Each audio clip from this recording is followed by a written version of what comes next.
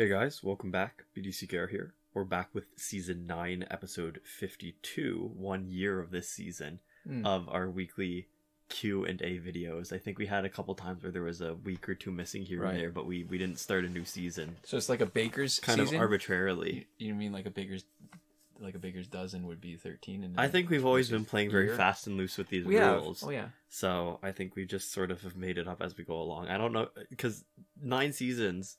I don't know how many episodes it's been, but 52 seems like too many. They're all entirely arbitrary sizes. Absolutely. And they're also named different things too, with a different number of letters. Yes. I think it was funny for a while when we did it, but I'm glad to just be saying Q&A, because it used to be P and Q and C and A and T. Correct. And it was funny, but it's only funny until you have to say it once a week and get it right. But anyways, this is both a video and a podcast. If you're on YouTube, description, links for podcast. And if you're on the podcast, or BDCKR Gaming on YouTube, I'll just give you a sort of straightforward answer this time on how to navigate between the two. And we have some stuff we want to talk about the real world, but we want to start with questions maybe. Because we got a lot. We said we have a lot. We don't want to ramble too much before we... Because a lot of times when we run low on questions, we figure, well, what's the big deal? We'll just talk for a while first to get warmed up. And this time, I think we can always fill in as much space as we need, because there's lots of interesting stuff that we want to talk about. But let's get a few, because I think some of these are sort of time sensitive, especially the first one. YOLO Megatron says, "Bro, how many credits will it take to skip all the levels in the 5th one in challenge? Please reply." And then a couple crying emojis, and then I don't know how much I should spend for static. And so there was one reply to this from Dick Shant Grover, and they said 840,000 credits. And we've replied and said 250,000. We're replying now. Yeah. Because we tested it. We just bought out the 5th challenge. Yeah. And so I think it's depends on how you interpret the question. I'm interpreting the question as when you specify the 5th. The 5th one, the 5th ladder. Right, because they're not so much levels, or each is a fight. So there's 15 fights in the 5th ladder. Yeah. But if we're talking a whole level, I think... I didn't test it, but I think 840,000 credits sounds like it might be around the right ballpark. Yeah, and we're assuming here, right? The assumption that we're making is when you say the 5th one, the reason why that matters is because maybe you don't have the character required, so you have to buy an entire ladder. Right. Because there's no other... Or maybe it's too hard. Maybe the fight's too difficult. That's true, but the first fights in the ladder shouldn't be totally undoable. Well, the first 4. The 5th one is always the hardest, so that would make more sense. Because I figure, even when we were... with brand new, the first ladder that only required bronze characters was still doable. It's true. It's possible that somebody just can't do it, but I feel like if you just can't do it, you also almost certainly don't have enough credits. Right. And so this makes a lot of sense as a question, as like a one ladder thing, because you want to know how much it's going to cost before you sort of buy your way up, right? You want to know what the cost structure of the whole thing's going to be, instead of getting halfway there and running out of money. Which would really suck. Especially since the earlier fights are the ones where you have the possibility of winning. Yeah. I think this week, I can't remember now. Was this week that all the characters were available in the store? I think so. Yeah, there were no... I don't think there were any challenge. I think they might have all been bronze, potentially available as the cheapest as bronze. That's true. So I think it makes the most sense. I mean, context, right? Mm-hmm. But 250,000, totally worth it. Yeah, so if you have the stats but not the characters, try to buy them in the store. And if you don't have the stats, then I feel like it's unlikely you'll have enough money in the first place anyways. Yeah. And I do want to point out, since we were talking about static and why it was time sensitive, is that you're watching footage with static. He is, to me, now that I've paired him up with Rebirth Raven even a couple times, so good together. Yeah. There's just such a good synergy with him stunning people but giving them lots of power, and then Raven just stealing it. I love it. There's just something joyful about that style, that strategy of play. Yeah, pretty cool. Okay, you want to move on to the next question? Are we keeping a brisk clip this week? Brisk clip. Okay, the next one comes from Retrials, and they say, "Hey, do you know how I could find out the weekly challenges for characters in the online event? Is there a website or app?" Okay, so it might seem obvious to most people. There is no website, there is no app. The fact that there's no support for Injustice right now, the longer there's the Google Play incompatibility, the more proof we have that there's, whoever is there is asleep at the wheel. There's no support. So what we should say is that we don't know of external sort of databases for stuff, because this is our own database, right? When we're saying the weekly challenges for characters and onlines, we maintain that information ourselves. Right. And so what we're pulling from is our own list. So this is this thing I've struggled with, is that having a Patreon is relatively new, right? It's having people who support you. Yeah. And when I say new, I mean, for people who have known nothing else, it's not. But I mean, I've been on the internet since the 90s. Yeah. And so the idea that you have people supporting you, it always struck me that I felt an obligation to offer something a little different. Yeah, because with our Patreon especially, it's mostly just you are giving us a little bit of extra motivation to sort of do stuff longer and do more stuff and do the best job with it. So, you know, we upgraded our mic with the money. So we've done little bits of stuff here and there that we wouldn't have done if it weren't for the Patreon. Right. You know, uploading it as a podcast was a thing because we're like, you know, ad revenue is really low anyways. Right. So if there are people out there who are giving us, you know, a couple bucks, it doesn't matter if we make ad money on any views that we lose for the podcast. And, you know, at the time, people, we asked them and they said, yeah, our patrons said, yeah, do it in a podcast. That would be nicer. There was like a couple people who said, I think I would listen to it in a podcast format at least sometimes if I did it. And so we said, okay, let's do it. So conceptually, what I've struggled with is the idea that, I mean, we don't create enough content, and the content we create is time sensitive enough generally that the model that others follow, where they withhold information, that there's some sort of exclusive stuff, or there's an exclusive period for patrons. Yeah, like having days or having like progress updates. Nothing sort of goes through the sort of editing process and the sort of gestation process that long. I feel like it doesn't work for what we do, and all it would do is make what our channel actually is worse. Yeah. So there would be just less content on our channel. And or just if we delayed it enough, it would be delayed to the point where it's a lot less useful. Mm-hmm. So that's what I've struggled with. So I don't want to have any kind of I didn't want to have any kind of exclusive information, but I figure the fact that we've done this compilation of the information feels like that's sort of the minimum that would be the value that we could offer to our patrons. And that's the only thing that I've kept to, is just that sort of repository of information that's locked to patrons only. Mm-hmm. And that the spreadsheet where we keep track of all the challenges and characters, but you can find it. Like, it's not secret information. If you wanted to just go through each week, you could just make a list and it would just be the one-time thing that you could keep on doing it. Yeah, and more than that, we go through it each week in our videos, so somebody could just collate that information from our videos, right? Yeah. You don't even need to play for a year. You just need to sit down for maybe like an hour if you want to figure it out. Yeah, maybe not even that. I think lately what we've done is... Oh, actually, the descriptions include all the challenges and the multiplayer rewards. Oh, that's true. So you don't even need to watch any of the videos. You just have to click through the videos. But it's work. Yeah. And so I feel like even that little bit of added value makes me feel, what's the word? Better? Better about having patrons who support us. Yeah, and what I've always liked about our patrons is I like to think that we did a relatively good job sort of establishing expectations and boundaries with stuff, where we said, like, hey, this is something you can do if you want to toss us a couple bucks because you like what we're doing. Yeah. There's no guarantee. We're not saying that we're going to reinvest this into the channel. We're not saying that it's going to change the content that we make, or that you'll have sort of any meaningful say in that stuff. But we appreciate you. This is a way, if you want to show that you appreciate us, we'd appreciate you if you did this, right? If you are in a sort of position to give us money and you want to, right? And I think we've, you know, stuck with that. I think we've sort of held up our end of the bargain, and a lot of people who support us on Patreon seemingly just want to toss us a couple bucks, and nobody's ever, you know, been like, oh, you know, you should make a video on this, you should make a video on that. The most anybody's ever done is ask us the same kind of questions that we would answer in a YouTube comment section anyways, through the Patreon message. And, you know, I think on some level we probably do give preference to answering questions from patrons like first, maybe earlier.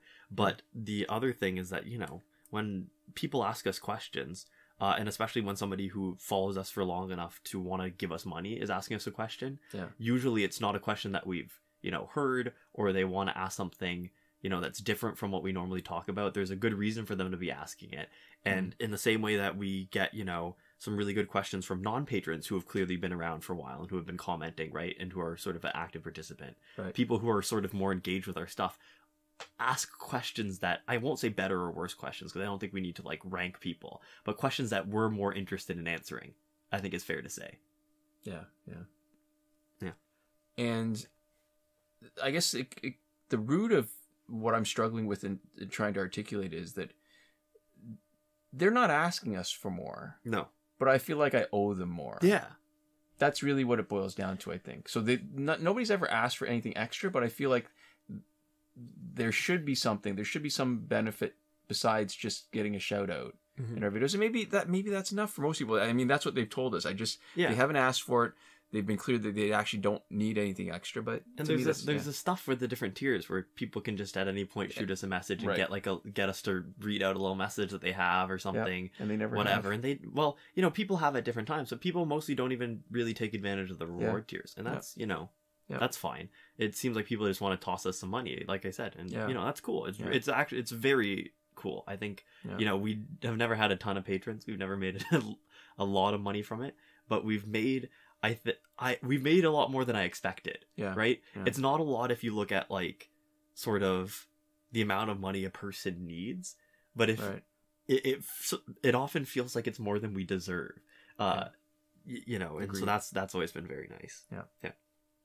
So anyways, our next question comes from Daniel Klimek, and they say, I love the commentary and injustice talk. It's pretty rare to see people still as into the game after so long. I've been Flashpoint Batman in practically every team since I got him to Elite 7 level 50, although I've gotten him to Elite 10 level 60 since then, and I've been messing around with gear builds on him. One that I don't see talked about a lot is him with Master's Death Cart, Iba Stick, and any other gear. I use Quake Engine. It's very effective for survivor mode, more so than any basic attack setups or raw special damage setups for him. The strat I use is to tag him in and immediately use his special 1. It doesn't work for the first time you tag in, however every time after that it does. I don't know why it happens. What are your guys' thoughts on it? Keep up the great content. I can actually break down the reason. So I was just thinking if we do the components. So 1, any skin of Batman can apply gear effect 2 to 3 times with each special 1 if you're doing the one where he throws the batarangs at the end. Yeah. So and I think that Arkham Knight Batman does that too. And so the gear effect, it could be damage over time in the case of Iba Stick. It could be gear shattering like Claw of Horus. So you're getting twice the damage over time when you're sticking Iba Stick on any Batman skin. I can't remember with Flashpoint Batman. It might be one of the ones that has 3 times effects. Second thing you're doing with Master's Death Card is, you're right. You're not sure why, but that's just the way it is. Master's Death Card on second tag in can also apply gear effect with every incoming hit. So the little part where he has unblocked, whatever, I can't remember how much percentage damage he's supposed to do. There are 10 hits that come in to do that. So max, you will be doing that gear effect 10 times. Yeah. Although most of the time it doesn't connect. Like there's a bunch that don't connect. Yeah. So those are all individual. 10% when you're using Iba Stick, that's 10% individual attacks. Yeah. Doubled for Batman, and however many extra times for Master's Death Card. Then Quake Engine will boost damage over time by 50% if the enemy has less than 1 bar of power, which is a lot of the time. And it will also keep the damage over time going after it's supposed to stop. So it'll do it twice as long for twice the damage. Yeah. And Flashpoint Batman boosts crit damage, doubling it basically, and it doubles even damage over time that's crit. So 1, 2, 3, 4 things. I mean, if you break down Quake Engine, that's technically 5, but we count them as 1, 2, 3, 4 things, right? So if it's not Flashpoint Batman, you lose number 4 because you don't get the double crit damage, which is his passive. And if it's not Batman, you lose number 1 with the extra gear effects, but you still get anybody else. You will still get the effects if you got Master's Death Card and Quake Engine. So let's say it's Aquaman or any of the Aquaman that has a built-in damage over time with the special 1. You'll miss 1 and 4, but you will still get an extra thing that you wouldn't have gotten with Batman. So that's exactly why. Like that's a great strategy, because what happens with Ibestick is you are doing 10% of the opponent's health. And if, let's say, you only get the equivalent of 5 damage over time, and you boost it by 50%, you're going to be doing 75% of the damage. Yeah. In the first go. And then you get to double it with Quake Engine. So you're going to do enough damage. The only problem is whether you can wait it out long enough for them to bleed out. Not bleed out, whatever. Burn out. Ibestick is damage over fire time. Damage. I think it is burn, yeah. Yeah, it's fire, but it's funny because burnout has a different connotation. Yeah, very different connotation. So until their health just sort of leaks out of them, burns off. Yeah, no, it's absolutely a great strategy. Okay. So there we go. Yeah. Any sort of closing thoughts? Well, it's fun because it's the point of using it as Survivor is because it's Ibestick is the opponent's health. You don't find that it's any more effective in multiplayer, but it's super effective in Survivor because all the other strategies that you're using are based on your own health. So if you're using specials, if you're using basic attacks, it's based on your own attack, not your own health, your own attacks, your own stats. Whereas using Ibestick and the Master's Death Card, you're basing it on their health. And when their health is 10 times as much as yours, this is 10 times as effective. So anyways, yeah, this is just... So absolutely, you've cottoned on to the right idea that Survivor is a slightly different fight, and your strategy for Survivor is going to be very different when you get into later fights. Yeah. So there we go. Yeah. Okay, so our next question comes from, this is sort of a throwback to what we were talking about unintentionally earlier with people who have been around for a while and who's sort of like, you know, when we start recognizing people's names from comments, because this is from Mark Koryn. I'm sure we in the start of this question we'll go over what just happened, which is, hi guys, returning to your comments, you might remember the name. My previous comments were largely revolving around my name pronunciation, and he says Mark Koryn it is, and I'm sure I have missed the finer points of the pronunciation again. But they say, firstly, I want to say how much I enjoy your content, the way you combine quite interesting things with diving deep down into such a niche game as Injustice. The other thing I just thought about is how much I can relate to that habit of yours, not answering the questions themselves, but building up everything that matters in relation to that question in order to make sure the listener gets the full understanding, no matter how educated on the topic he is, and give yourself space to ramble for a bit as well. I wanted to add my bit to the conversation on crypto and AI as I remembered a certain thing in the news. There was a guy in my country who was reported to get his diploma for university via the AI chat. This guy gave all the input needed and then translated the result. It got public attention after he got his graduation, but the head of that university said he's done nothing wrong. To which my thoughts are, the technologies become evil if they come into evil hands. With crypto, people ignore the fact that it could change the world of economics and focus instead on scamming for their monetary gain.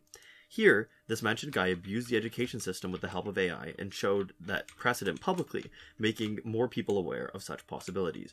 In both instances, the public view of such technologies instantly suffers, but not because they're useless, but people using them wrong. And I'm not discrediting the guy, he has done a great job in some sense, but I guess you wouldn't want to buy a house built by an architect who faked his way to the graduation, or get treated by a doctor who did the same. Quick follow-up to that long text of mine, here's a link to the story I'm relating to, in Russian, easily translatable though. Sorry for my long text, I had lots of things I wanted to express and communicate, and as tough as it is using the comment section, it becomes even harder using a foreign language. Thanks. Yeah, I appreciate that. I mean, sometimes we do lose sight of the fact that even though most of our audience is North American, that there are other people around the world who love Injustice almost as much as we do. Almost, sure. Well, you know, I mean, if you're going to base it on how long you've been doing a YouTube channel. That love Injustice a lot, just like us. Yeah, that's true. It's not a competition, man. Yeah. So it's an interesting point, because this is one thing that I've thought about before. Yeah. And there's a real tension. So what are credentials supposed to be? They are a standardization of a when you evaluate somebody to confirm that they've got a mastery of a specific, whether it's a course, a subject, a area of expertise, like if it's your major. So I think what we lose sight of the fact is that what we actually want is the mastery of the subject. And the credentials are fine. And they're there because you don't want people who studied under different professors or at different schools to not all have the same mastery. The problem becomes if you lose sight of the fact that the mastery is the important part, then you focus on only on credentials, which is supposed to be a surrogate marker for it. Yeah. Then the surrogate marker becomes a lot less useful. So this is what you're seeing here, where I think it's a failure of the university administration to say, well, he did everything he was supposed to, he got it, so he's okay. He's not, though. And I think Mark has asked the exact right question to demonstrate. So do you want somebody who doesn't have mastery of that topic to be the professional that you're dealing with? Yeah.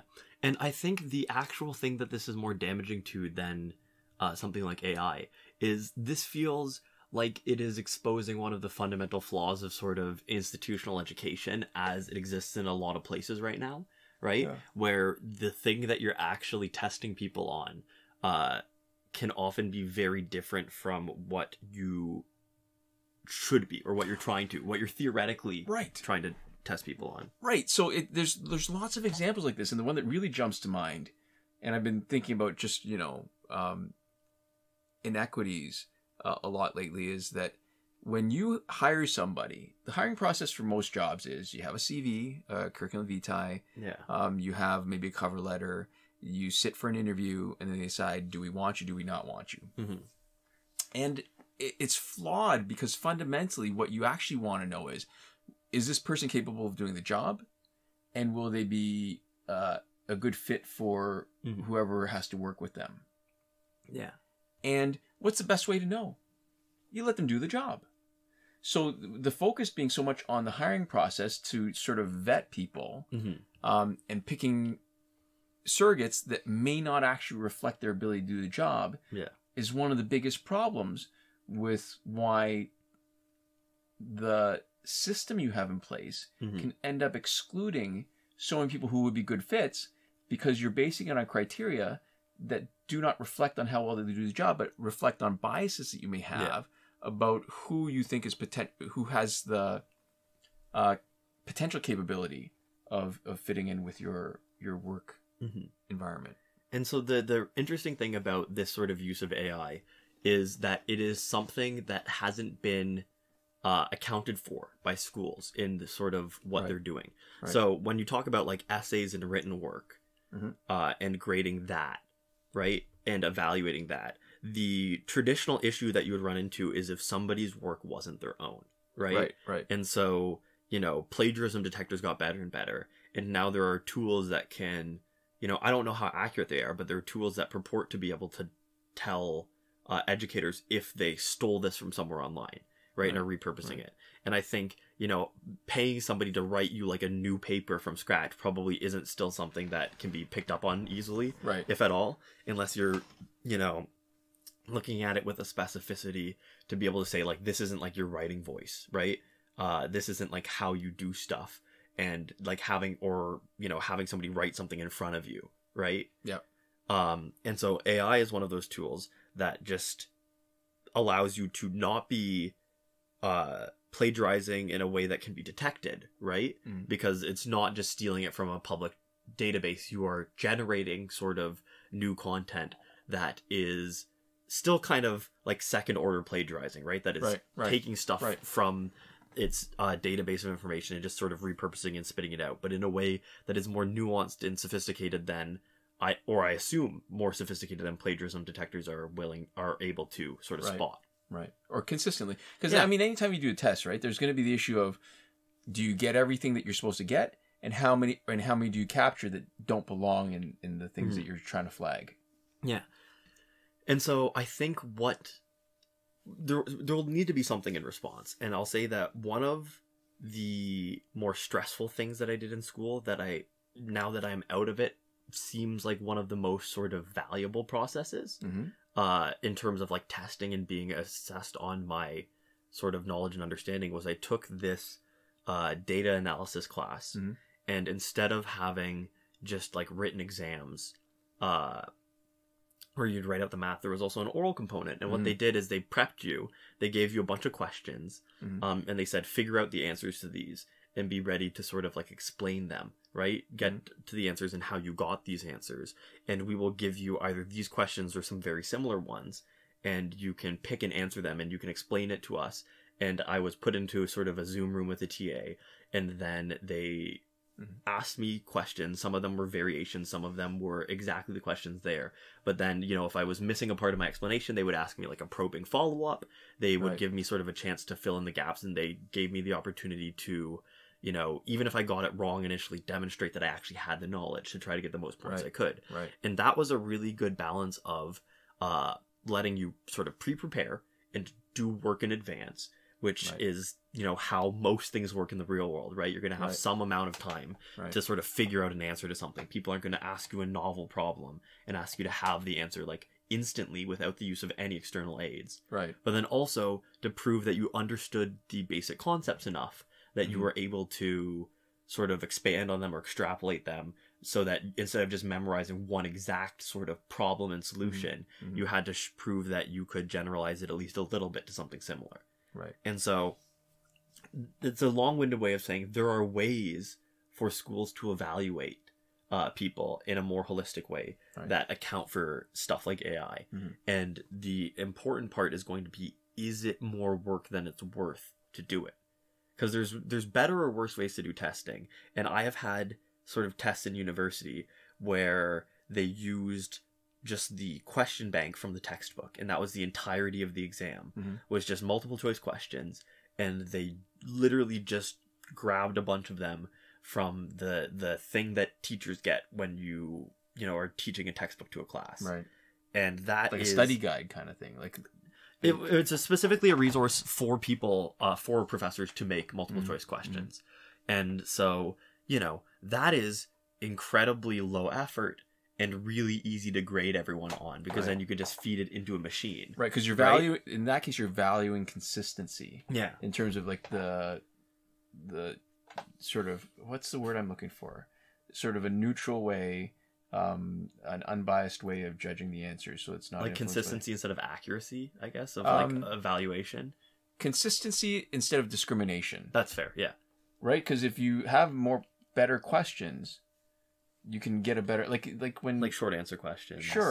Or whether in your case where it involves the interaction between you and somebody else. It's subject to a lot more variation, but it gets closer to the heart of, do you have the mastery? But then it's not, you're not able to standardize it, so it's open to the potential accusations that it's being unfair to certain people because their interaction with that particular person wasn't so good.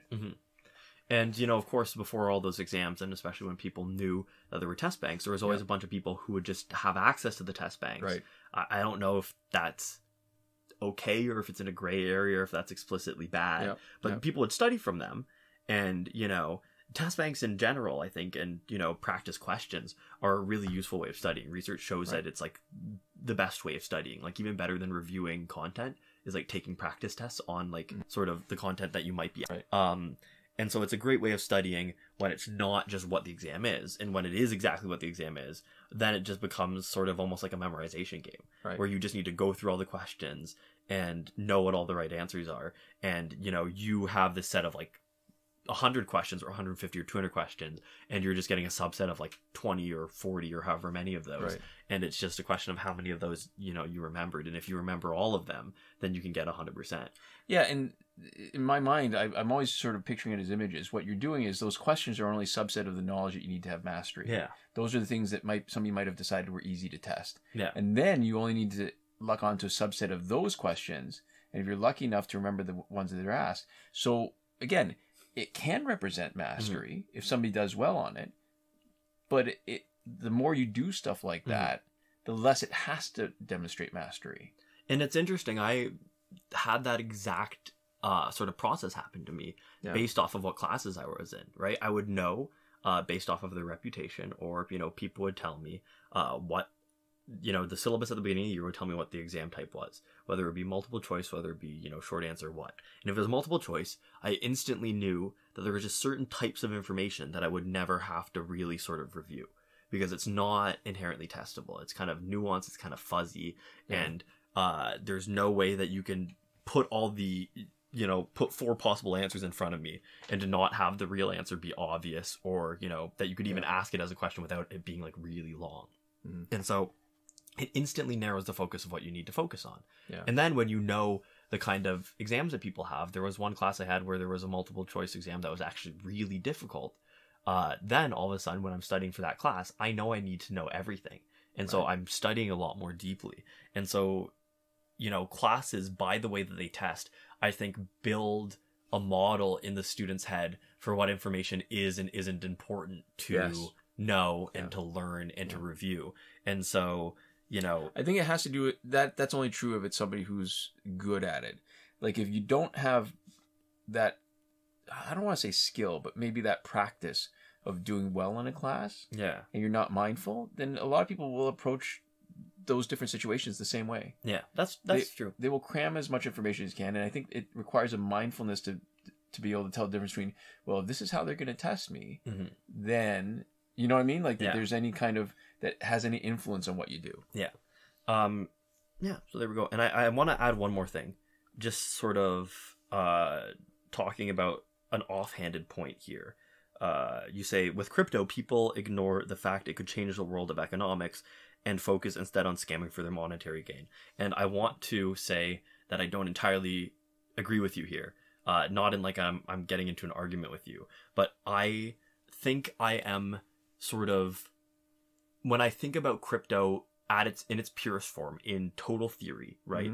I think it's a really interesting thought experiment, and it is sort of an important step towards imagining other ways for money to work, right? And I think, you know, dreaming and imagining and being able to sort of visualize alternative options and futures is like one of the most important first steps to actually building those futures. And so I think in that sense, yes, crypto, you know, was a sort of model that could give some people the inspiration to do things differently with money. And if that's what you mean by sort of changing the world of economics, then I guess I don't disagree with you. A paradigm shift, if you will. Yeah.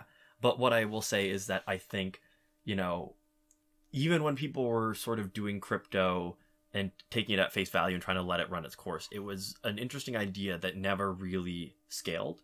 And so I think that as an idea, I think crypto is kind of like an early social media company, or an early sort of iteration of a technology. MySpace? Yeah, where I don't, and I obviously, you know, I'm not an economist, right? So I don't know. I don't know that's obviously. Well, okay, well, I am not an economist, right? Okay. I don't know a huge amount about this stuff, but I have looked at and into sort of crypto and how these systems work. And I will say... You're an interested layperson. I'm an interested layperson. And I will say, I don't feel like crypto is going to be the thing, right? I think crypto, if, you know, we are moving towards a different model of how money works and how currency works, and we want to decentralize stuff, that I think, you know, crypto as it exists is not the final form of that and could never be the final form of that. But I think it could be, under the right circumstances, the sort of spark that leads to someone somewhere sort of figuring out how to make it work on a big scale. Right. Because there's a lot of stuff about how governments regulate currency and do things to keep the value, right? To allow it to hold value and be something that people can rely on. Right. And, you know, that's not to say that countries don't fail. Extreme inflation happens, and is happening now in some countries, and it's happened at different points in history in a lot of countries that have made currencies quickly sort of spiral out of control and be as sort of volatile and unreliable and hard to sort of base building a life and a future on as, you know, crypto is. Right. But I think that the way that crypto is set up right now doesn't have an answer for how to make any cryptocurrency super stable for a long term. Not as like an investment, but like as a thing to buy like bread with. As a currency. As a thing to go to the grocery store with and be paid for at your job with and all of that stuff. Currency. Yeah. So, you know, I'm not pushing back that hard on it, but I just want to say we read it out, and I don't want to be... Yeah. I you know what? I think it's important sometimes just to be clear, because I think in a lot of situations, maybe not necessarily this, and maybe in this area it isn't as important, but it's a good habit to get into, because a lot of times if you don't make your position clear, it's easy to misinterpret it as a blanket support. Yeah, as a sort of neutral positionality. Right. And so I just wanted to respond to that. And you know what? It's just like Mark said, we'd like to take opportunities to ramble, right? We like to take the questions, and instead of directly answering them, just kind of say whatever we want. And so I saw that, and I had something to say, and so I said it. And I will not apologize. Anyways, do we want to sort of get to our... All right, so maybe this is maybe a high for us. We've done like 30-something minutes of just the questions. Even, all right, it's a little bit cheating because one of the questions was not related to injustice and was related to something. And it also let us ramble. Yeah, it was. And then we rambled about it. And then we did. Yeah. But you wanted to talk about... can I do mine quick? Do yours first. So Happy Valley, I finished watching it. Amazing TV show. Yeah. The actors are great. The script is phenomenal. The story's phenomenal. I can't remember the last time that I was... All right, so there's content warnings. There's violence, sexual violence, criminal behavior.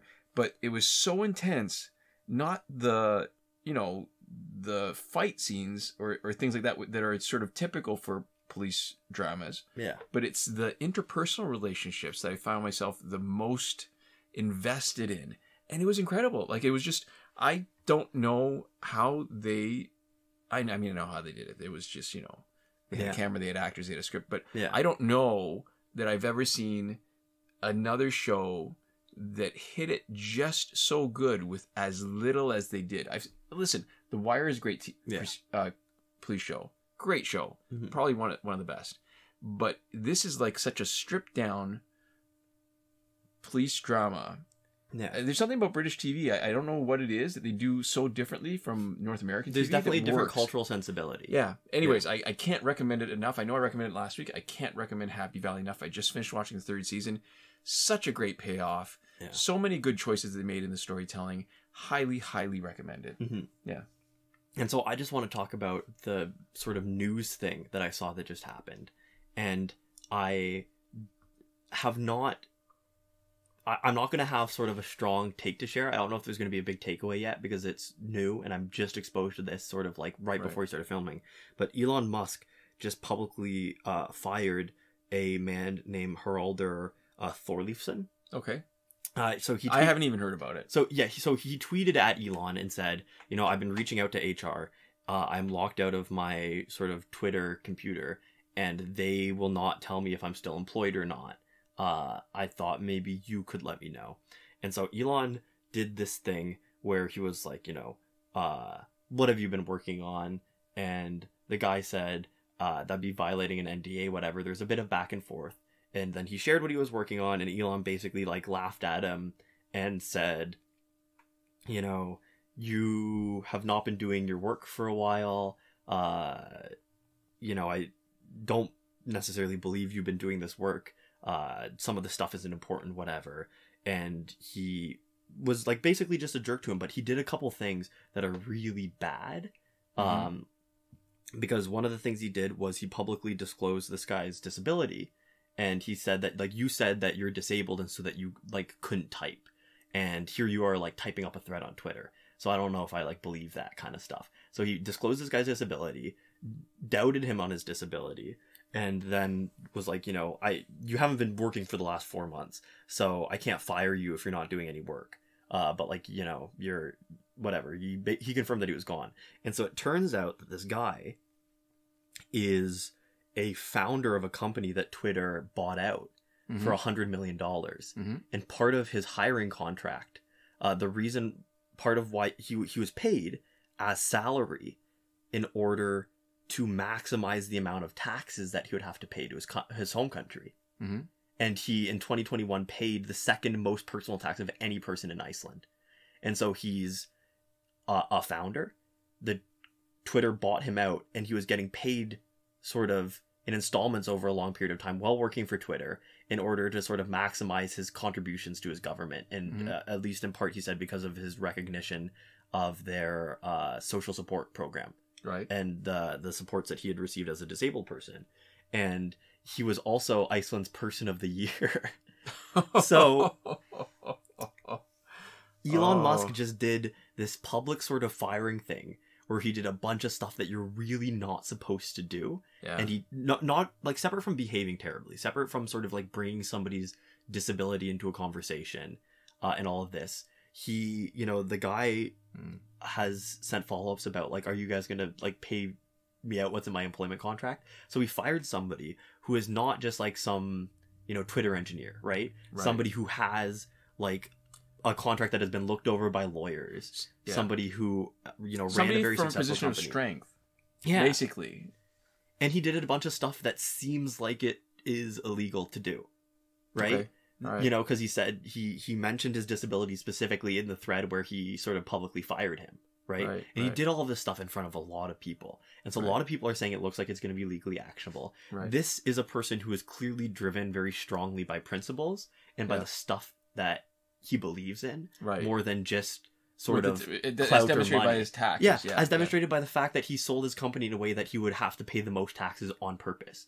He was like, I'm getting all this money. If I get it like it's income, then I'll pay... you know, maximum tax bracket on all of it, which is fair because this is income, right? Like he said, you know, I don't need this money, so I'm going to pay as much of it in taxes as I can because I don't need $100 million. So he seems like just kind of like an almost impossibly cool guy from everything that I've seen of him so far. And, you know, I hesitate to give like a full sort of endorsement of somebody as a person because I don't know a lot about this guy, right? Maybe there's terrible stuff in his past, whatever. But at this moment, he's somebody who has been treated really terribly, probably illegally, who is in an extreme position of power and might be about to screw over Elon Musk in, you know, one way or another. And I saw something, and again, like a lot of this information I have from like less of a primary source than I would want to repeat it, right? Because I saw something where people were saying that he was apparently on like a do not fire list because his exit conditions in his contract would have been more expensive than it was worth to just, you know, have him on. And so if that's true, I think that's incredible and very funny. And so on one hand, I feel really bad for this person and sort of just for the company culture at Twitter, right? Where they can treat somebody terribly, where they can make fun of somebody for, you know, or not make fun of somebody, but, you know, criticize them for their disability, openly doubt their disability. They can abuse them. They can, it's abusive. It is abusive. It's really, really unacceptable behavior.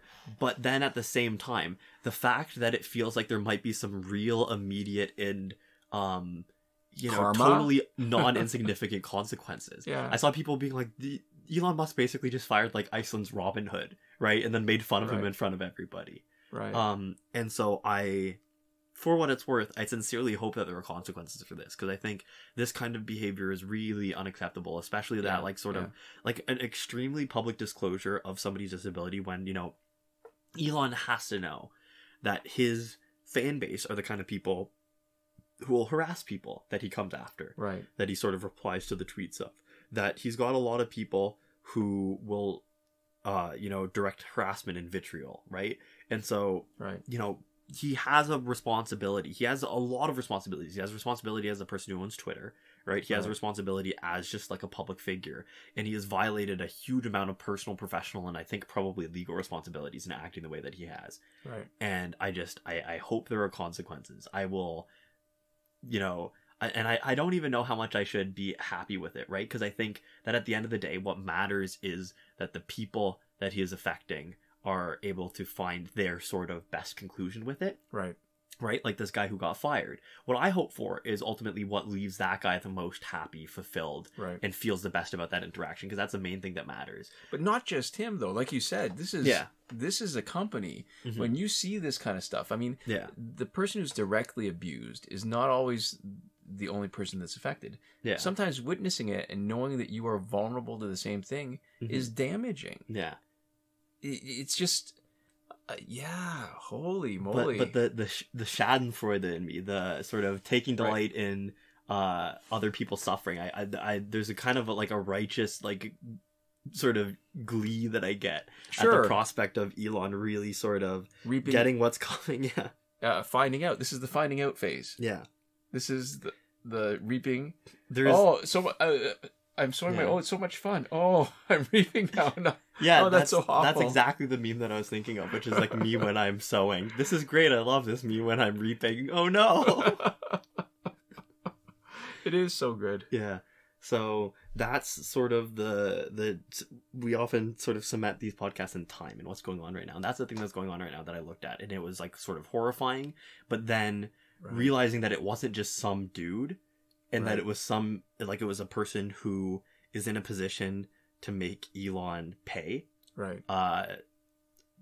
It felt good, right? Because I think it's so hard, and I think we see a huge amount of, you know, and governments and stuff really treating the little guy terribly because they can.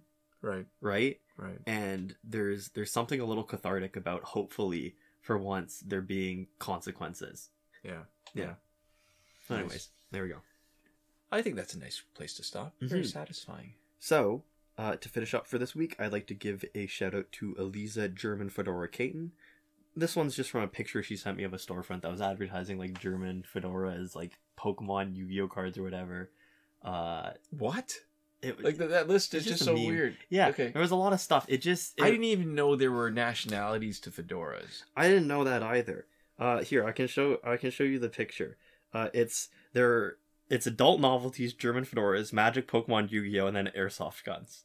So I think it's just very evocative of a type of clientele who would want all of those things in one place. Yes. Sort of the everything store, but for a very specific type of person.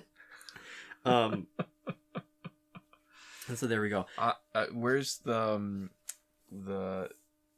What are those long trench coats? They should have trench. I feel like the trench coats is something else that they would sell there. Yeah, like dusters, leather dusters. That's it. That's what I was thinking. Like Dresden files, like Harry Dresden. Yeah, with an airsoft gun hidden under it, a pocket full of magic cards, and adult novelties in his inside pocket. Okay. With a hat on, of course. The fedora. Of course. Yeah. My favorite thing about fedoras is that like what most people think of as a fedora is actually technically a trilby, and that's a fact that I sort of learned against my will. When somebody has like a fedora and you go, technically it's a trilby, it feels there's something really incredibly funny about doing it ironically, because it's just like the most obnoxious possible thing. So I don't know, I don't have a point, it just brings me a lot of joy. Yeah. We'd also like to give a huge thank you to all the lovely folks who support us on Patreon. That would be Korey Ashcraft, supporting us on the top tier Last Word, Michael Devries, Irvin Ruiz, Hoshi127, and Drew Chapman supporting us on the credited level. And all the lovely people who have supported us during the pandemic, who you see in the credits as they roll right on past the screen. So there we go. Thank you also to all. Thanks so much for your support. Thanks so much to all of you for watching. We'll see you next time. Komoda.